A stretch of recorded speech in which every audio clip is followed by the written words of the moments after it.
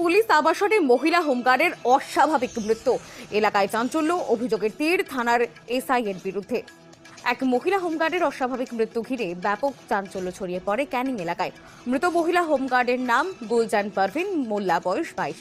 Police দেহটি ময়না তদন্তে পাঠিয়ে ঘটনার তদন্ত শুরু করেছে। স্থানীয় পুলিশ সূত্রে জানা গিয়েছে, জীবনতলা থানার অন্তর্গত উত্তর মোল্লাখালীর কুমারখালী গ্রামের বাসিন্দা রশিদ মোল্লা, তিনি গত পঞ্চায়েত নির্বাচনের সময় ভাঙড়ে গিয়ে খুন হয়েছিলেন। তারপর বাড়ির বড় মেয়ে গুলজান পারভিন মোল্লাকে হোমগার্ডের চাকরি দেওয়া হয়েছিল। চাকরি পাওয়ার পর ক্যানিং থানায় কর্মরত ছিলেন গুলজান। থানার পিছনেই পুলিশ আবাসনেই থাকতেন। অভিযোগ, থানার এসআই সায়ন ভট্টাচার্যের সাথে ঘনিষ্ঠ সম্পর্ক তৈরি হয়, এমনকি শারীরিক মেলামেশাও হয় বলে দাবি মৃত হোমগার্ডের পরিবারের সদস্যদের। শুক্রবার ডিউটি শেষ করে থানার পেছনে নিজের কোয়ার্টারে গিয়েছিলেন। তারপর বাড়ি থেকে বারবার ফোন করার পরেও ফোনের কোনো সাড়া পাওয়া যাচ্ছিল না ওই মহিলা হোমগার্ডের।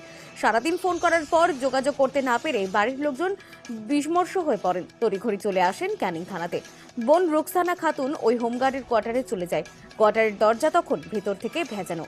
দরজা ঠেলে ভেতরে ঢুকতেই দেখেন গলায় ওড়না পেঁচানো অবস্থায় সিলিং এর সঙ্গে ঝুলছে ওই মহিলা হোমগার্ড।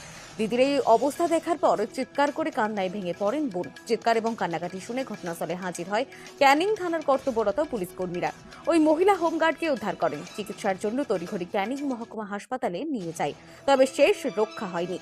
চিকিৎসকরা ওই মহিলা হোমগার্ডকে মৃত বলে ঘোষণা করেন। পুলিশ দেহটিকে উদ্ধার করে ময়নাতদন্তের জন্য পাঠিয়েছে। ইতিমধ্যেই ঘটনার তদন্ত শুরু করেছে ক্যানিং থানার পুলিশ। এই ঘটনার পেছনে অন্য কোনো কারণ আছে কিনা তাও খতিয়ে দেখা হচ্ছে ক্যানিং থানার তরফ থেকে। খুন না আত্মহত্যা তাও তদন্ত করে দেখা হচ্ছে। তবে এই ঘটনায় আত্মহত্যা মানতে নারাজ মৃত হোমগার্ডের পরিবার পরিজনেরা। মৃতার কাকা সৈয়দ মোল্লা জানিয়েছেন, আমরা বাড়িতে ছিলাম আমার ভাইজির কাছে, যে ভাইজিটা মারা গিয়েছে ওর কাছে। আর পরশু দিন থেকে ফোন করছে, বলেছে ঘরে যাওয়ার কথা ছিল, ঘরে যাচ্ছে না বলে দিনভর ফোন করছে, তুলছে না বলে। ভাইজি কি করে? ভাইজি থানায় সিভিল পুলিশের চাকরি। কোন থানায়? ক্যানিং থানা, হোমগার্ড। হোমগার্ড। তারপর দিনভর ফোন করছে, তুলছে না বলে এসে আমার একটা ভাইজি এসে ও যে কোয়ার্টারে থাকে, কোয়ার্টারে গিয়ে দরজা বেড়ানো ছিল, ঘা দিয়েছে, দরজা খুলে গেছে, গিয়ে দেখে আমার ভাইজি ওড়না ঝুলিয়ে টানে আছে। তা আমার ভাইজি আত্মহত্যা করা মেয়ে নয়, আমার ভাইজিকে চক্রান্ত করে মারা হয়েছে। কে মেরেছে মনে হয়? ওই সায়ন। হ্যাঁ, সায়নটা কে? সায়ন এই থানার একটা অফিসার। হ্যাঁ, ওনার সঙ্গে কি অবৈধ কোনো সম্পর্ক ছিল? হ্যাঁ, ওনার সাথে সম্পর্ক ছিল, এটা আমরা জানি। সেটা আপনারা জানতেন? হ্যাঁ, সেই সম্পর্কে টানাপোড়েন এটা হয়েছে? সেই সম্পর্কের টানাপোড়া এটা। আপনার এই ভাইজির নাম কি? আমার ভাইজির নাম গুলজার মোল্লা, গুলজার পারভিন মোল্লা। বাড়ি কোথায়? বাড়ি মৌখালি। আপনার নিজের ভাইজি? আমার নিজের ভাইজি, আমার দাদার মেয়ে। অভিযোগ করেছেন? হ্যাঁ, অভিযোগ করেছি। কি চাইছেন কি? আমরা চাইছি সায়ন যেন এর শাস্তিটা পায়। গতকাল আমরা একটা খবর পেয়েছি, এটা একটা অত্যন্ত দুর্ভাগ্যজনক এবং অত্যন্ত কষ্টদায়ক যে আমার বোনটি কালকে তার দেহ উদ্ধার হয়েছে ক্যানিং থানার পাশ থেকেই। সে পুলিশের চাকরিরত অবস্থায় ছিল সম্ভবত। এটা প্রশাসনিক ম্যাটার, তার পরিবার পরিজন আছে, পুলিশ তদন্ত করছে।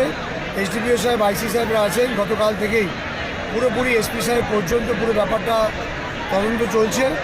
পরিবাররা কমপ্লেন যে দিয়ে থাকে বা দেবে, কমপ্লেনের ভিত্তিতে প্রশাসন যা যা করণীয় আছে প্রত্যেকটা তদন্ত হবে এবং এর সঙ্গে যারা জড়িত থাকবে, সে আমি হোক, আপনি হোক বা যেই হোক না কেন, তার জন্য আইনের সর্বোচ্চ যা সাজা আছে তার ব্যবস্থা।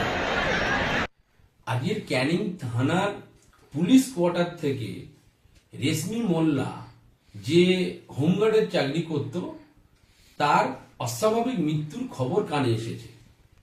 এখন কিভাবে এই অস্বাভাবিক মৃত্যু হয়েছে, এটা আত্মহত্যা, খুন বা মার্ডার, বা পরিবার যেটা বলছে যে ধর্ষণ করে খুন করা হয়েছে, এখন প্রকৃত ঘটনা কি সেটা তো পোস্টমর্টম রিপোর্টের পরে বোঝা যাবে। অবশ্য এ রাজ্যে কোনো রিপোর্টই ঠিকঠাক হয় না, সবকিছু ধামাচাপা দেওয়া হয়। কিন্তু আমাদের বক্তব্য, পুলিশ কোয়ার্টারের মধ্যে যদি এমন অস্বাভাবিক ঘটনা ঘটে, তাহলে গোটা পশ্চিমবঙ্গবাসী কি পরিস্থিতিতে বাস করছে। একজনও পশ্চিমবঙ্গবাসীর জীবন আজ সুরক্ষিত নেই। পরিবার যাদের নামে অভিযোগ করছে, এটা আমরা সিবিআই তদন্ত চাইছি, তাহলে যেটা সত্যি সেটা বেরিয়ে আসবে, এবং যদি কেউ দোষী থাকে তাহলে তার যথাযোগ্য শাস্তি হবে।